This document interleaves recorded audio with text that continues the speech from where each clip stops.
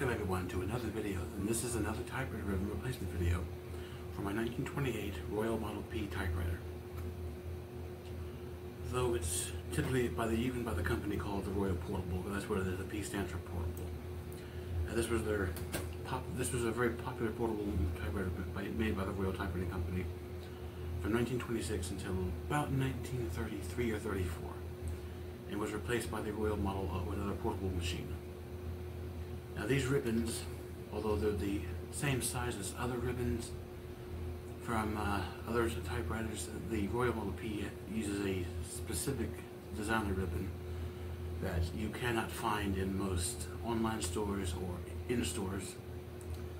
And I had to order this ribbon from a website called Ribbons Unlimited, which makes ribbons spools for a lot of really old machines. They do offer them in plastic and metal spools. I went with the plastic ones because they're cheaper. But I will link them down below if you have a typewriter that uses a ribbon that you struggle to find in other stores online. And I went with the black nylon. They offer them in the cotton ribbons too, but cotton ones are harder to reuse because, you know, when you go through the ribbon, you can always rewind it and do it again. Cotton ones tend to get punctured by the type bars very easy. And this ribbon is not from these spools. I had to re-spool this by tying it around because I didn't have the little metal balls that these spools come with.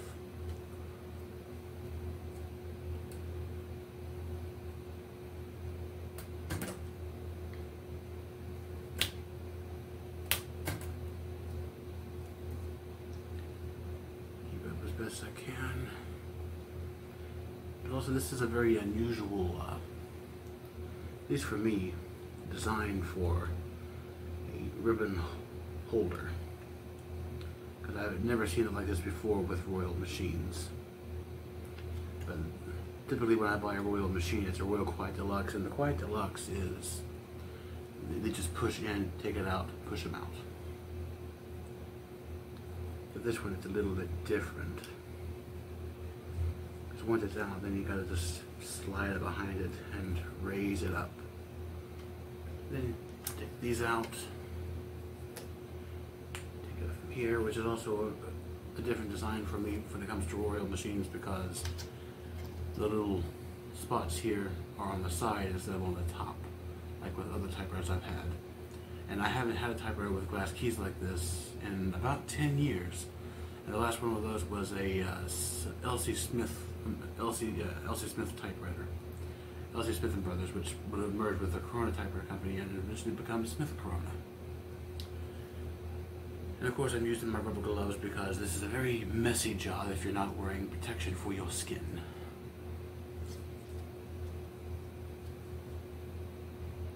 Gotta smell a fresh ink ribbon, it's always a delight. Alright, let's get that little grommet over here. Make sure it's straightened out. Don't want it to be crooked.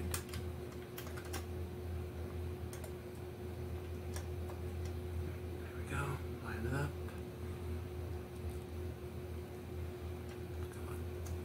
Gotta make sure we're good.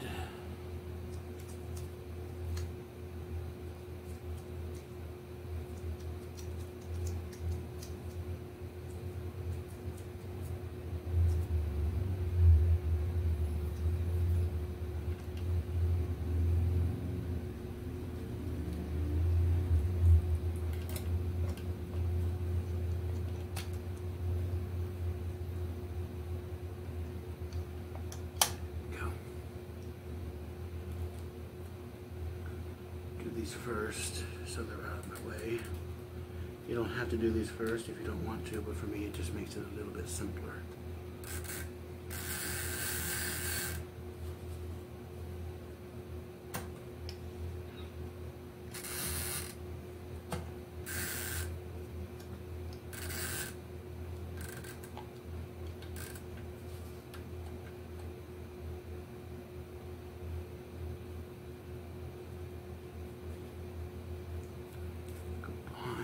You can tell this is fresh because it's slipping on the gloves.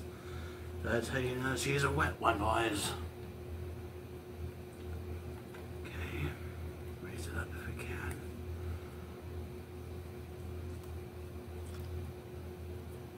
I do wish I would turn the light on for this, but I'm also an idiot who doesn't think to use common sense.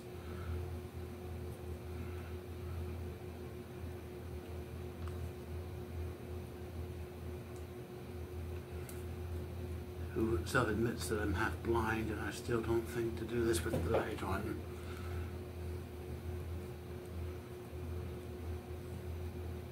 Especially with dark ribbons like this. Hard to see. But I prefer the traditional black, plain black ribbons over the combo red and black ribbons. Just because I think they're a lot more classier than combo ribbons. Though you can get them in various color designs.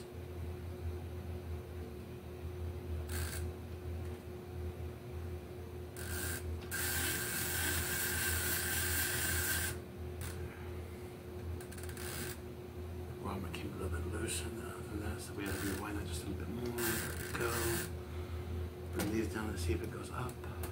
Okay, now do a type test to make sure she's in there good and tight so she doesn't fly out when I'm trying to write. And as I always say, choose sheets of paper, because if you're dealing with typewriters, especially one from this era, you need to protect your platen if it's the original one, and I'm quite certain this would be because she's hard as a rock, and all this is black rubber. And ignore the dog barking. The neighborhood kids like to mess with the neighborhood dogs.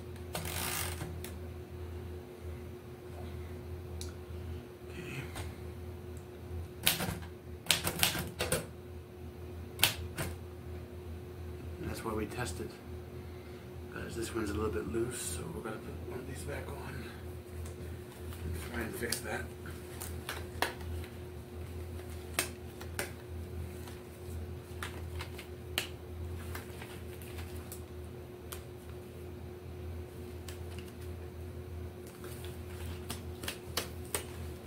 It's a good thing I'm not a doctor, and I play one for fun. In fact, it's a good thing I'm not a real doctor, because it takes me half an hour to put on a rubber glove. The patient would already be dead. There's a bit of levity. Okay. Let's take a look here, sir.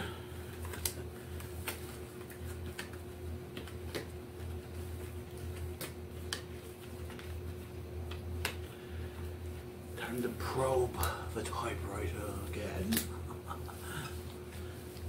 You can't put on rubber gloves and not make a probe joke. Alright. Because this one's in all the way. This one here stick put. So this side, the left side is fine. It's the right side. Isn't it always the problem with the right? That gives you some issues now. What is your problem? Are you not in there correctly? You might not be. Under. Raise up for me, darling. I need some space to work with you. There we go. Get you in there. Now you should be good. Let's see if you'll stay this time. I may have just rushed it on that side too much. But this is why we do type testing.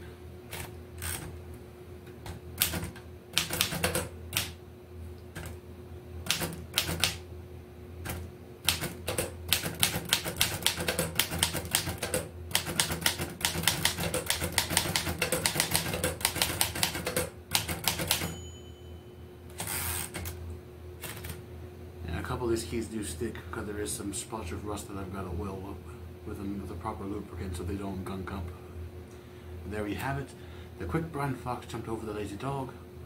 One of the sentences that you can type that takes up every single letter of the alphabet, excluding the number keys, which we'll do here: 2, 3, 4, 5, 6, 7, 8, 9, 90, question mark and comma, because they're all the same key, period, that's a fraction, at symbol, semicolon, I believe, or something, I forget, another fraction, and line and asterisk. There's your number keys, punctuation keys. Some of the keys do stick, some more than others. Typically I've only got trouble with the K and the F keys. Sometimes the other ones do stick, because again, the C is 97 years old. And it's missing about 90% of the left side of the right side platen. I mean, left side platen, right side is fine. I got this mixed up. This is the right side, this is the left side. I'm an idiot. But we're missing a lot of the platen over here, but I'm a right-handed person, so this is all I need. But for 97 years old, she's not a bad machine. She's fully functional, she types, her carriage moves. And it's good to see a Royal Portable in such good condition, all things considered, because I've seen one Royal Portable on eBay, which is where I got this from. And somebody foolish had repainted it into a gray color, which is not one of the colors this thing was sold in. This thing was sold in black, red, blue, and green, the traditional colors for Royal at the time. It was never sold in gray, and the person had painted over the Royal decals, like the Royal name on the page plate, the Royal Portable logo down here, and all of Royal's patent information and stuff on the back. In my opinion, whoever was selling that, and if they were the ones who did that, desecrated that poor machine. A machine that is actually regarded as one of Royal's best machines in terms of portability in the 1920s. Because for all things considered, this is widely considered to be the portable version of the Royal Model 10, which is Royal's most popular and well sought after desktop model typewriter. The Royal Model 10, used in the film Misery, and also brought back to prevalence recently by Taylor Swift's Poets Society thing. And this is essentially just the portable model of that machine, minus the glass side windows, which this has none because it doesn't need that because it's a portable machine. But this has been the ribbon installation for it and the type test. And like I said, if you all have a machine like this or similar that's older and you can't find ribbons, spools for it online because they're hard to find, and you don't want to, if you have your old, and you have the spools for your old one, but you don't want to take the time to re-spool it, which can be a bit tedious if you don't know what you're doing, I will link Ribbons Unlimited down below, because they've been in business since 1990 and they sell everything from typewriter ribbons to printer supplies. They're a good family-owned company located in Maryland. Now this ribbon after shipping cost me $24, but considering I needed this for this machine and they had the spool size it needs, it was well worth it for me. And as I said, plastic spools are cheaper. The metal spools that they offer will cost you like $5 or $6 more. But since I wanted to save money, I went with plastic spools because I'm not looking for all metal. I don't need metal spools. That's just if you want something really fancy like. This serves my purpose. It's an all black ribbon, spools that fit, that are made for this machine.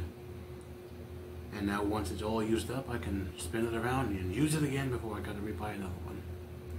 And they do, as I said, offer nylon ribbons and the cotton ribbons, but I highly recommend the nylon because nylon holds up better with the type bars, and unlike the cotton ones, which are able to be punctured by them a lot easier.